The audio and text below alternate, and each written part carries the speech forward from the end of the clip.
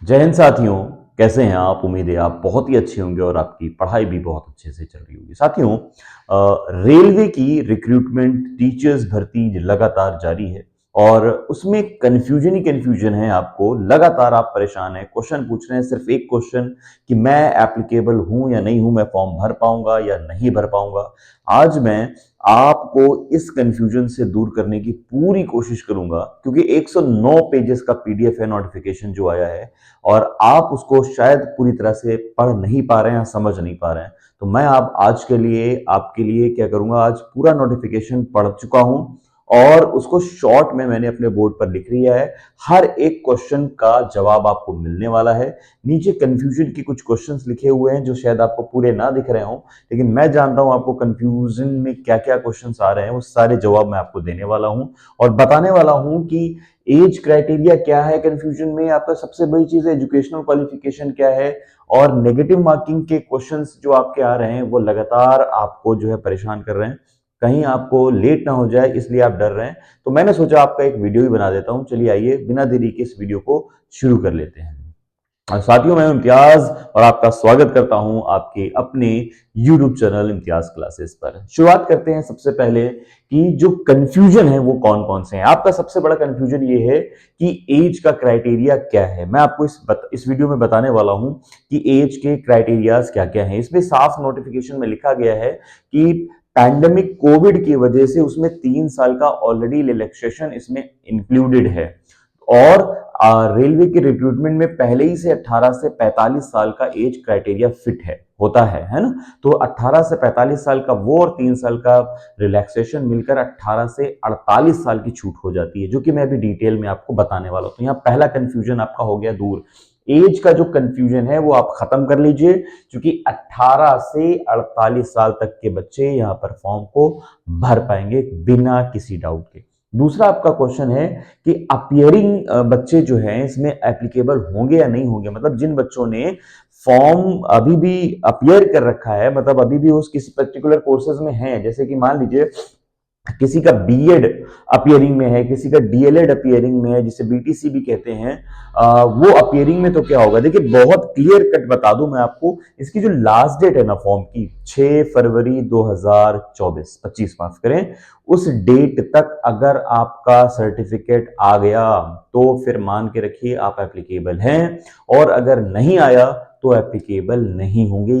Confirm मान लीजिए। 109 pages को पढ़ने की आपको जरूरत नहीं है, मैं हूं पढ़ने के लिए आपके लिए, ठीक है। तो 6 फरवरी 2025 यानी कि जो लास्ट डेट है, अगर उस दिन तक आपने अच्छे से समझ लिया कि नहीं आपके पास सर्टिफिकेट इन हैंड आ गया है या ऑन इंटरनेट पर मिल चुका है, तो आप फॉर्म भर पाएंगे, वरना नहीं। अब इसमें कौन कौन सी बातें फंस रही हैं, चाहे वो बीएड की डिग्री हो, चाहे वो डीएलएड की डिग्री हो, और चाहे वो टेट या सीटेट हो। टेट का मतलब चाहे वो किसी स्टेट का टेट हो, चाहे वो सेंट्रल का टेट हो, मतलब सीटेट हो। अगर ये सारी आपकी तो 6 फरवरी के पहले पहले या 6 फरवरी तक मिल जाता है तो आप एप्लीकेबल है, वरना नहीं होंगे।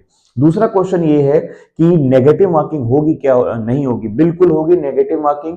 1/3 का नेगेटिव मार्किंग यहाँ पर रखा गया है, जो कि बहुत ही सेंसिटिव होता है, आपके पूरे के पूरे जो है बनाए हुए एग्जाम के पैटर्न को खराब कर सकता है। इसमें तुक्केबाजी से काम कतई ना करिएगा, बहुत ही ईमानदारी से पढ़कर करिएगा।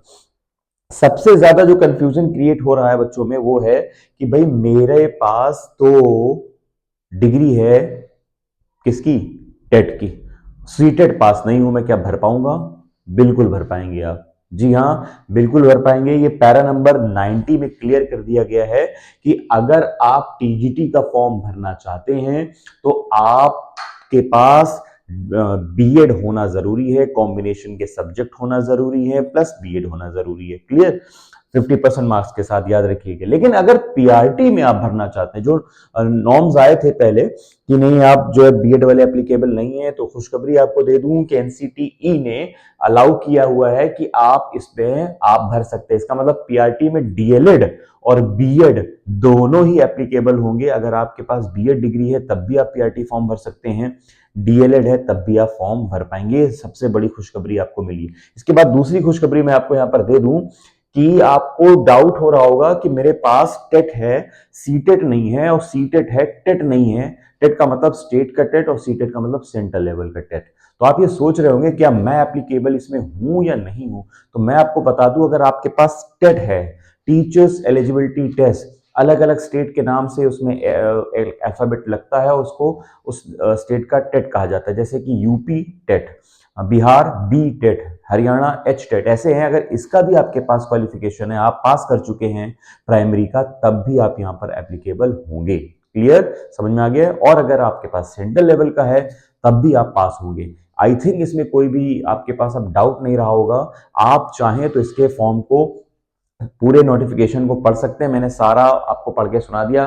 पैरा नंबर 7 में एज का क्राइटेरिया है, वो आपके डाउट क्लियर कर दिए। पैरा नंबर 8 में आपका अपियरिंग वाला डाउट है, वो क्लियर कर दिया।